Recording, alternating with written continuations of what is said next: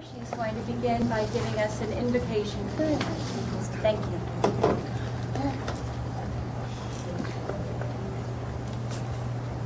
It's my profound pleasure to be able to be here. I'm one of the thousands of people that was positively impacted by Cheyenne's life. I was also the chaplain for a long time up there at Juvenile Hall, and I was more impacted. I knew Chey before I ever began to do that. So I'm going to invoke the presence of the spirit of all of our ancestors and all of the different people and things and entities and all of those things to which we give homage, and I hope that you will join me, pray with me, and then I will very shortly be out of your way. Let's pray. Blessed are you, Lord our God, wisdom, divine spirit, and ruler of the universe. We are created, sustained, and brought together this day. You've allowed us to know you, each in our own way. You've allowed us to worship you each in our own way. You've allowed us to serve you each in our own way. You've nurtured each one of us in our relationship with you and with one another. Help us to continually hear one another with respect, as Cheyenne did. Help us to see each other's service as complementary, as Cheyenne did. Help us to grow in our relationship with you, as Cheyenne did. May that wisdom mind, which sees the entire path, guide us safely to the other shore, as it did for my sister Cheyenne. And guide us into right activity in this world, as it did for Cheyenne. So let's say together, Selah, Selah, Salam, Salam, Ashe, Ashe, and Amen. Amen.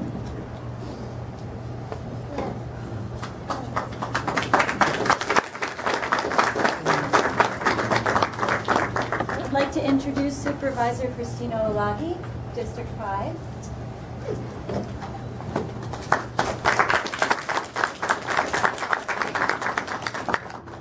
I'll let the paintings kind of speak for itself. I didn't know Miss Bell, obviously, but what I have heard from everyone who did was that she's someone who really lived her life to the fullest, that she really gave everything she could back to the community. And I think that one thing that I hear most people say about her is that she wanted all young people to be able to reach their full potential, that she saw everyone's potential, and that's what she really worked towards. That's why it's so important, I think, that we continue to fund these programs that provide the resources so that young people who have been incarcerated for so many different reasons. They talk about the achievement gap, and we like to talk about the opportunity gap. So young people need opportunities. And I'm a woman of color, I'm a Chicana, and it's always the folks from our communities that are most incarcerated and are criminalized. And so it takes people like Ms. Bell to really advocate for our young people. And it seems that that's what she did. And she died very young, I guess, in her 50s, I heard. So this is an incredible piece. I want to thank the artist and all these incredible little murals surrounding it that are expressions, I believe, from young people. Yes. Yeah. That really kind of showed the influence that she had. So I want to thank Ms. Jackson and all these folks who are here today, because we have to recognize each other's value. Otherwise, you know, we'll all end up undervaluing and dehumanizing each other, and that's no good. So Senator Leno wanted me to present this honor to those who are participating in the Cheyenne Bell project. So if you ladies can come forward, I give this to you.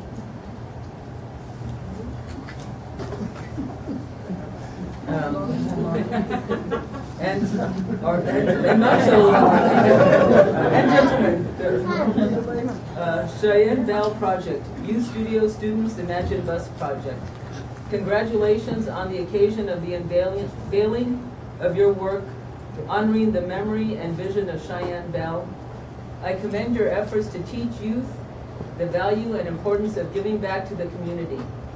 Your willingness to help others through your art helps to create a better future for the lives you touch.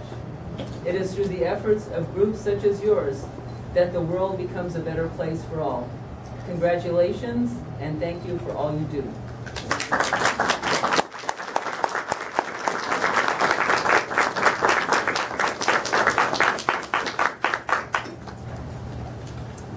I want to thank Supervisor Olagi and Supervisor Cohen for supporting this event to honor Cheyenne Bell and our young artists.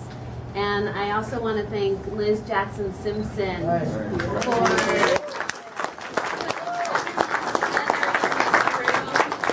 leading this project like nobody's business. She is the heart and soul behind even in ensuring that this portrait is created, that the youth experience and remember Cheyenne Bell, and that all of us are gathered in this room. So Liz, thank you so much.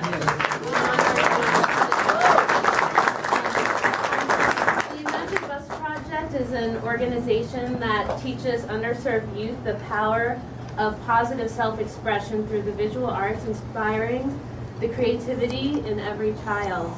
And our teaching artists, Malik, Seneferu, and Jocelyn, Goode, are really the heart and soul of this project.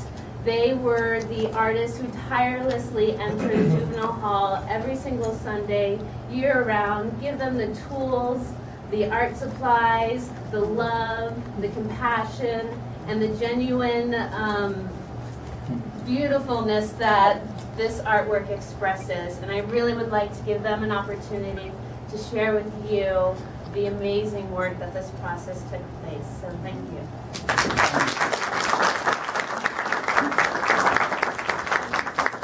Hello everyone. First I'd like to give honor to the creator and the ancestors such as Cheyenne Bell. And what I first like to do is first give a great big thanks to the genius of Liz Jackson. And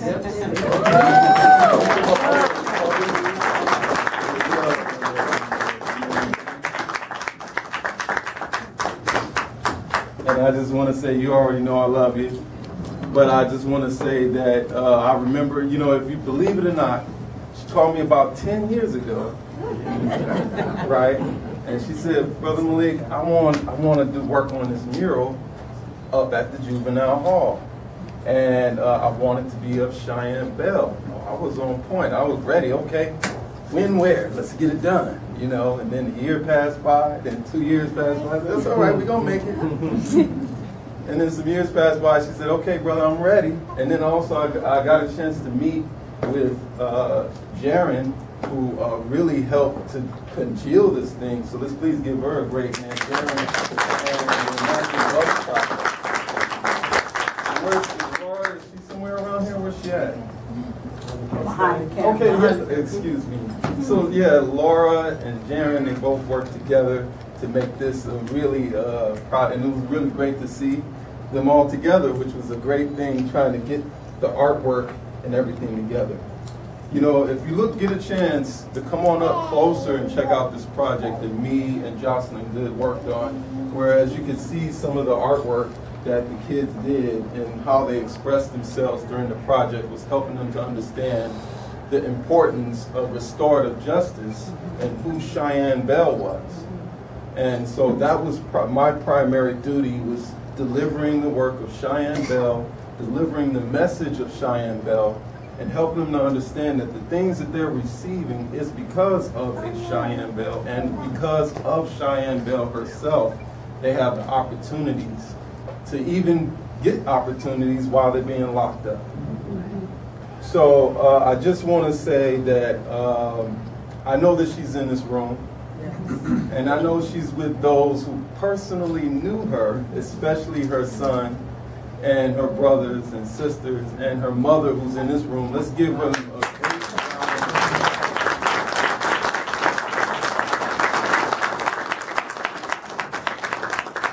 And also there's a young lady in this room who was a part of this. She was a part of this, but the great thing is that we have all of the elements here that was a part of the project. And so what I like to do before I get off of this is to say 2 words, which is remain creative.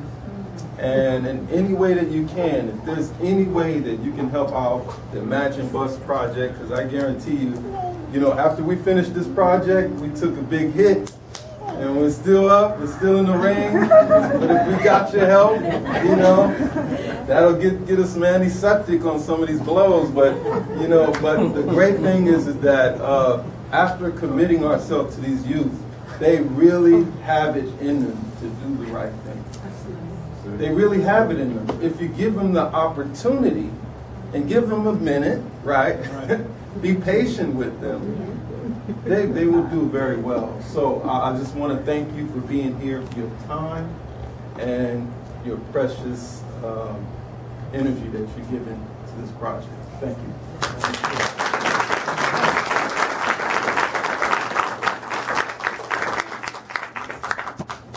Good afternoon, everyone. I'm Liz Jackson Simpson, the Executive Director of Success Center in San Francisco. And I'm just so pleased and proud of all the work that was done to put this mural together. And just so elated to have everyone here. As Malik said, this was quite a Herculean task, but I didn't do it by myself. As you can see, it took part, everybody in this room took part in this project. So it first started off, like you said, about 7 years ago. With a petition to the Juvenile Probation Commission to dedicate the community room in the new juvenile hall to Ms. Cheyenne Bell. So if I could get Mr. Queen to join me and the juvenile probation staff, and the Chief Zifferman is here in the house with us, because without the work of the commission,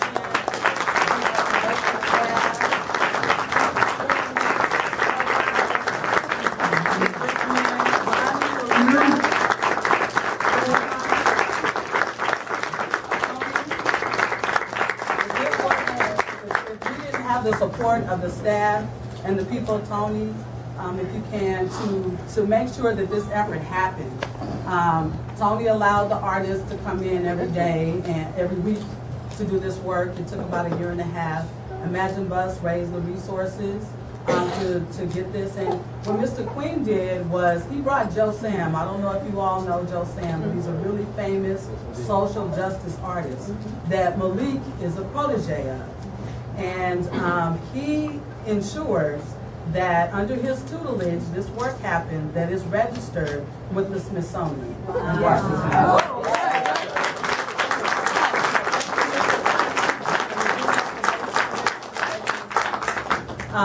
This also, at the time when, as Supervisor Alagi indicated, Shy was very young, and she left a young son, and we wanted to have a legacy in her honor, because Cheyenne changed the paradigm on the way services were delivered for young people engaged in the juvenile probation department. And I had the honor of succeeding her after she took ill. And she changed this paradigm to being from supervision and suppression to being strength-based and restorative. So we had mental health services, we had family strengthening, we had educational services. And my organization now is still the beneficiary of the work that this woman laid legacy to. She was an attorney, a mother, a daughter, a wife, a DJ at KPO,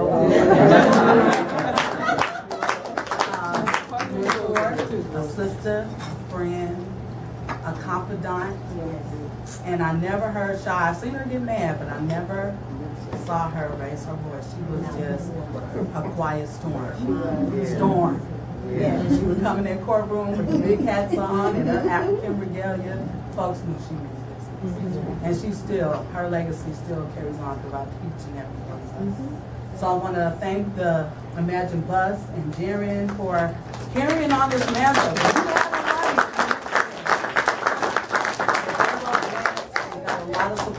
foundations, and this ain't free. It had took time and patience and energy and resources to create and make happen.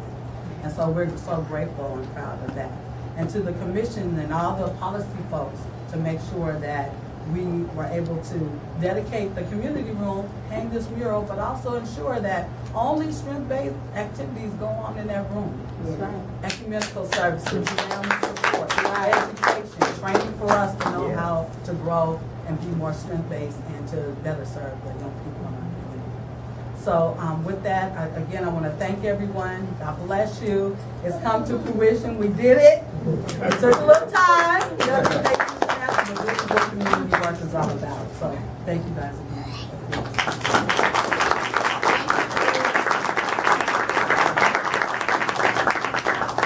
I also want to invite Jocelyn Goode. She's our other teaching artist in our youth studio program to come up and speak about her experience. Thank you. My name is Jocelyn, and I also played a role in the completion of this mural. My background is as an artist. I'm a visual artist. I'm from the East Coast. I'm from Queens, New York. And I've been an educator for a long time, particularly working with, what they might call challenge groups. And so when I developed the curriculum for this project, it really was one about understanding what is this theory called restorative justice. And I'll just read you some of the main tenets that stood out for me so you can understand where I was coming from. But ultimately, restorative justice focuses on repairing and rebuilding relationships. And one goal is to move students from a view of self as individual and a person that doesn't really make a difference, their actions don't matter, to a place where each person matters and what they do affects other people. And so the focus was really on the future where evolution is possible. So instead of focusing on what happened in the past or what a person did wrong, it was more a focus of, well, when you project yourself into the future, who are you going to be? And how is who you're going to be relate to the community you're a part of? And so thinking about that as the theory and then looking at who I'm working with. So you're looking at teenagers, ages, I had some as young as 12 years old to 18 years old who are incarcerated. Now they're in jail for life crimes, like stealing, fighting, prostitution. But the question is, in order to restore that, you have to wonder what happened to cause the need for reconciliation. Yes. And these are young people, so they're not responsible for their life. Someone brought them into this world. So what happened to those people? And then you look at those people, what happened to the communities, or how do they end up in this position where their children are 15 committing life crimes? And then as an artist, how do you take these children for 15 years, 1 hour once a week, and try to restore something? So we had to go into the gutter. We had to go to the belly of the beast. And the first day of class, this is what the art was about. This is what they were making when it first came out, okay? The main things on these young people's minds: money, cars, drugs, hoes, clothes. Even though I got a lot of answers, I think this really summarizes where we started in October. And each week, we went in deeper. So the next lesson was to introduce anatomical drawing, but we talked about the anatomy of a thug. And some of the questions were, what do thugs say? What do thugs think? What do thugs love? What do thugs do? And we got some really honest answers. Now, for some educators, this is scary because what they're going to say is money, pussy, and weed. And people don't want to hear that. But in order to create contrast and to show a person who they can be and where they're going, you have to let them see who they are now. Because with that contrast comes the clarity, right? So if we shun acknowledging where they are now, how can we ask them to do the things to go somewhere else to get to here? So we went through. So this was part one, but part two, they had to trace a part of the anatomical muscular system. Okay, this is a pectoralis major. I had to do this when I was in college. But in addition to tracing it, they had to write things that a thug could do, positive actions a thug could do with those muscles. So on one hand, they're writing the negative things. But since they got the negative out, now they can talk about the opposite side. So some wrote push-ups, carry things, draw, and hold. So in that moment, they're learning technical art, but also having a moment to really think about it. Well, I know I can shoot with these muscles, but what else can I do with these muscles? And so we went further on. I'm not going to go too deep, but we had hoes. What's a hoe? But they used mixed media collage to create a hoe. And then we had to say, well, if that's a hoe, well, then what's a woman, right? So they went in. So now that they know what a hoe is and got that out, because they want to get that out. And everyone says, shh, don't say that, don't draw that. But once they got out, then they can talk about a woman. We went further, we're not to the point of, we did life maps. So we were learning symbology. I gave them Adinka symbols. I gave them Egyptian symbols. I gave them common universal symbols that you see at the airport, and had a challenge where they had to work as teams to try to figure out what those symbols meant. And once they grasped the concept of a symbol, they had to make symbols and chart out where their life would be. So what would be the 5 most important things for them in their life? 20 years from now, and then from 10 years, they had to write what has to come in order for that to happen. And then in 15 years, in 5 years. So this is them in jail, and this is them charting their pathway, 20 years using the symbols they created to imagine where their life could be. And it was really interesting because earlier, when I asked them, who are you? They say, selfish, money, family person, about the bitches, playing hoops, about staying fitted.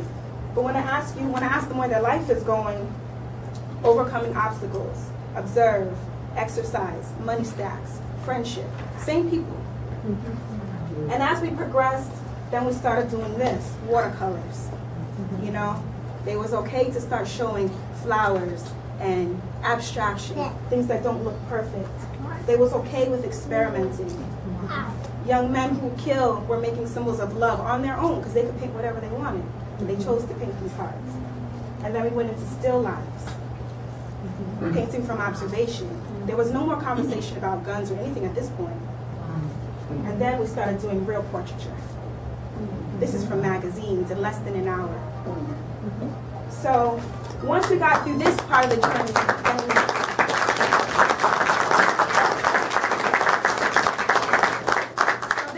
this curriculum was probably my most, I think writing curriculum is an art in itself, because it's kind of like, how do I instill my ideas and teach it in a way where other people can absorb it and then push something out that reflects the objectives of the lesson. And I'm really happy with what came out of it. And I think that this really shows that there's a lot of opportunity with these young people. I think we need to look at the economy of creativity and our cultural capital, because if this is what we can teach these young people with these extreme limitations, I mean, they can't use scissors. Imagine what's possible if we teach them ways where art is applicable. So now Malik and I are working on a project where they're doing wearable art made from recycled materials. I mean, making jewelry from yogurt containers. And this artwork needs a place to live. It needs a boutique to be sold in. There's lots of social entrepreneurial possibilities with some of these things. These things could become individual magnets. So I put these ideas out there because I think the possibilities are grand, and hopefully that between all these minds, we'll be able to come up with a way to continue this work. Thank you.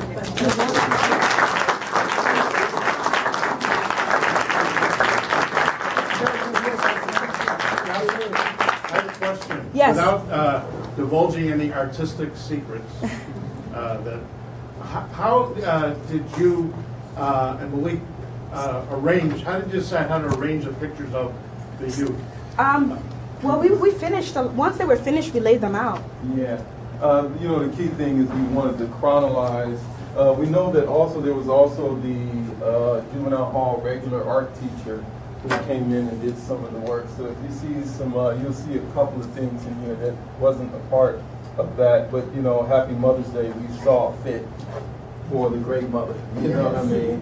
What we did was we also just kind of looked at, because the idea that I had of the mural was to have this punching color, which is delivered by the youth.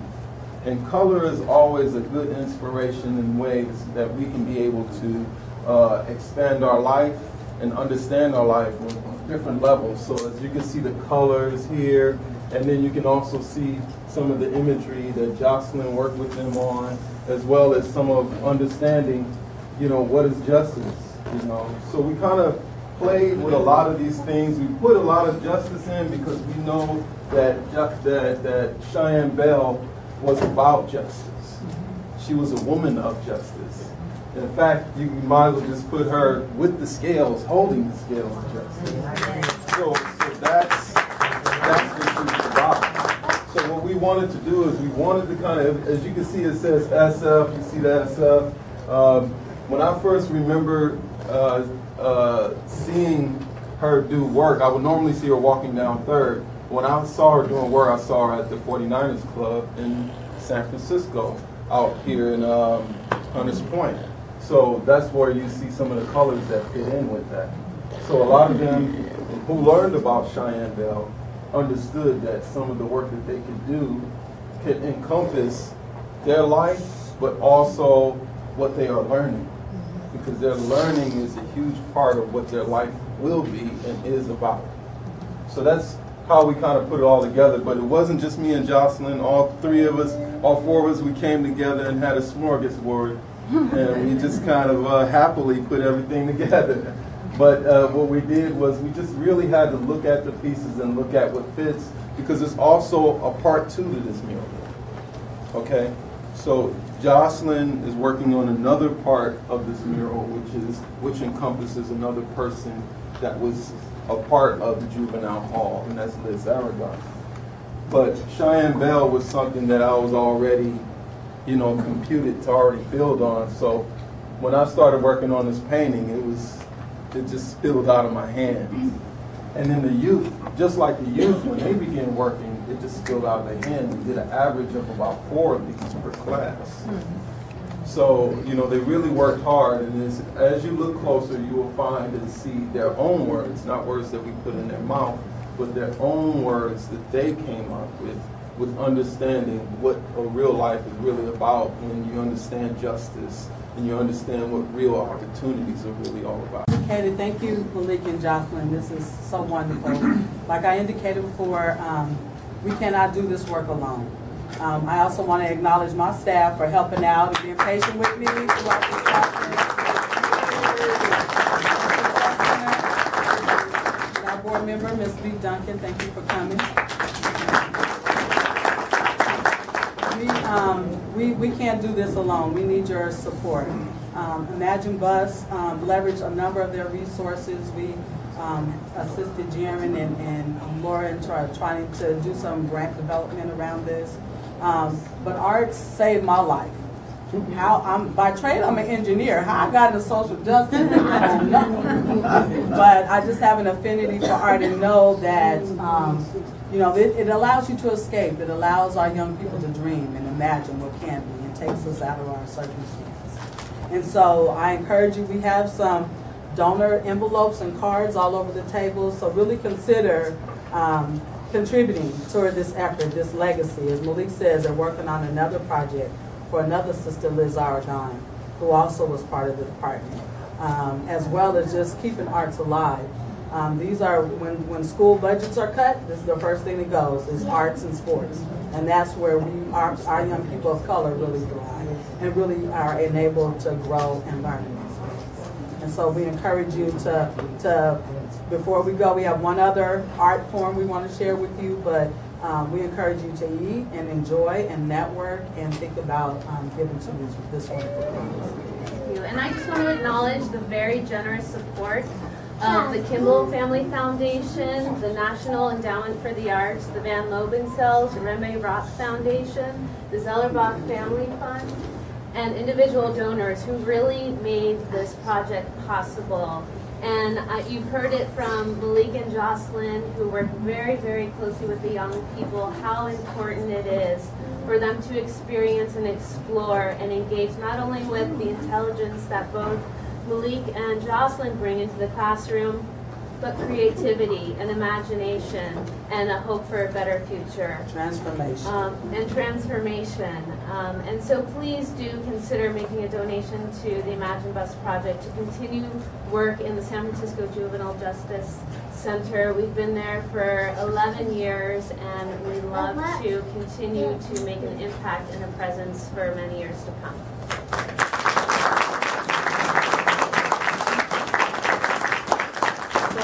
To invite one other artist before we adjourn today to come to the stage. See, every time I saw Cheyenne, I knew I was in the right place. I knew I was on the right path. I knew I was doing something that was going to be for the good. You know, and so this piece that I'm getting ready to share with you is called The Willing. And it's just a piece written for the healing piece.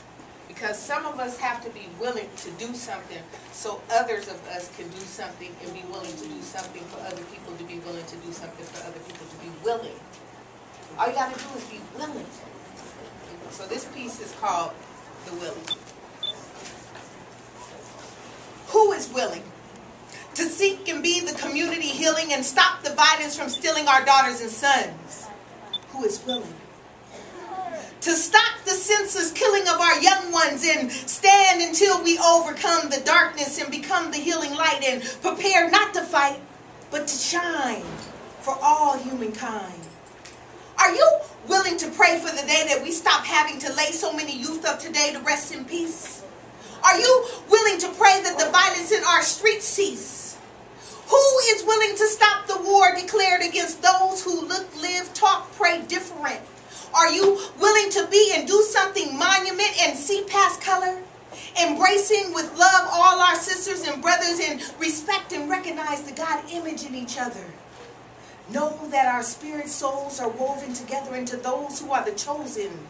Are you willing to walk heavenly knowing this be your earthly job?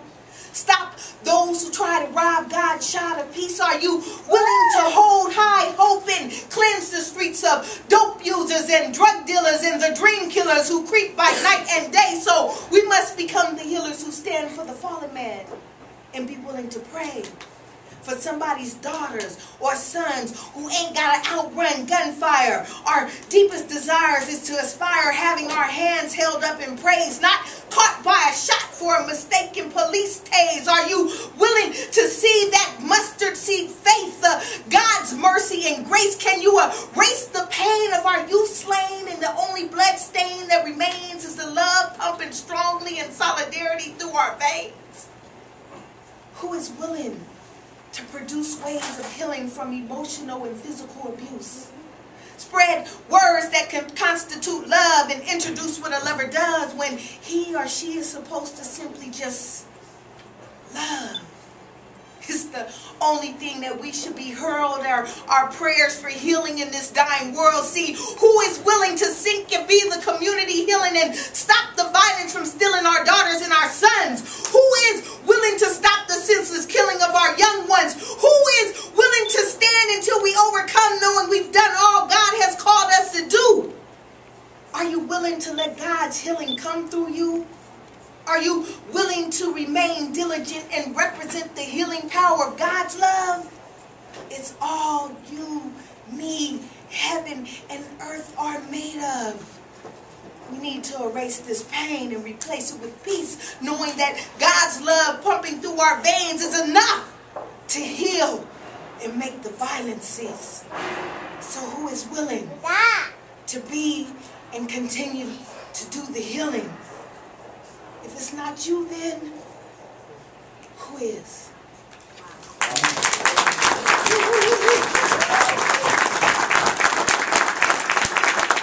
Thank you, Roxanne. Supervisor Cohen, who also co-hosts this event, is here. I want to acknowledge her. Hey, Supervisor. Hey, everybody. How you doing? We won't go anywhere yet because I wanted just to share with you just a little bit about how we just came to be about in this room, in this place. I think it's the most appropriate place to honor. Yeah, come on.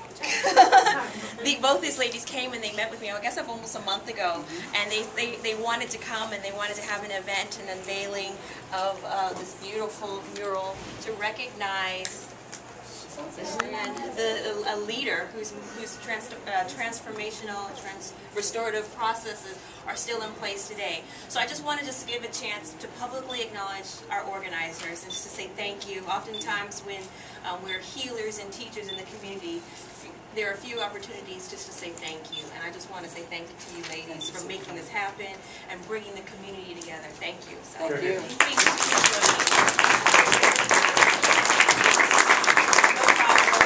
So I just wanted just to come and just give you a few brief brief remarks, it's really good to look out and see so many familiar faces and new faces, and welcome you back to City Hall. If you haven't been here in a while, I need to see your face. We got many legislative issues and things that are important to all of our community, particularly our young brothers, our African American, Latino, Samoan brothers are definitely needing some serious help and love. So I just wanted to come and extend an open hand. I'm downstairs on the second floor. My name is Malik, if you don't know.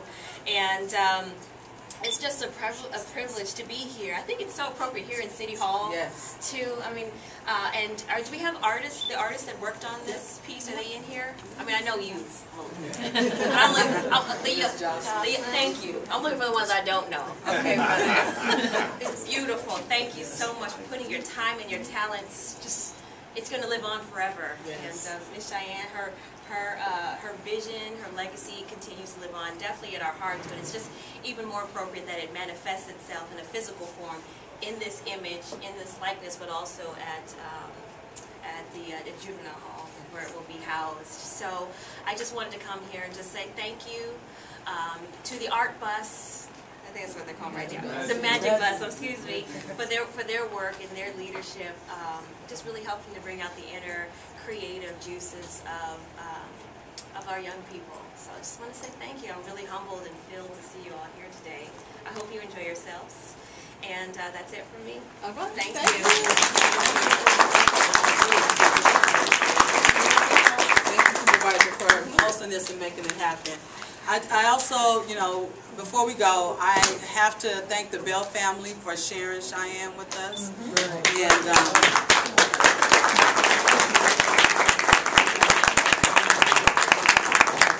And we used to have to call her and tell her, go home. Day's done. So thank you for coming and thank you for sharing your daughter with us. And we hope you like and you're proud of her legacy that we're trying to leave for her. Additionally, and Cheyenne, and I talked to Allende, this is Cheyenne's birthday week, so this is very apropos that we're honoring her. Her birthday is Friday, and so we're really glad to have done this. So thank you, Mother Bell, for allowing this. Yes, I'm sorry. Yes. I don't know, Philip, if the family, if you or Mother Bell would like to have any words, if you want to share anything.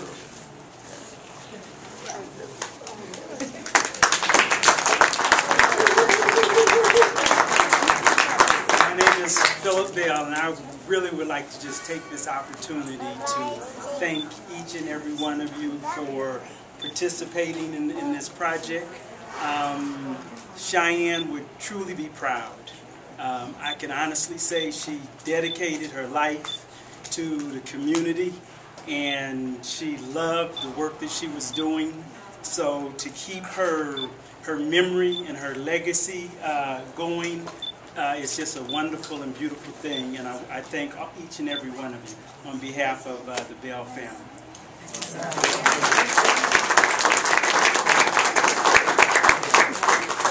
Okay, we got the room for a little while. Please network. There's lots of refreshments. Thank you, Loretta, for some food.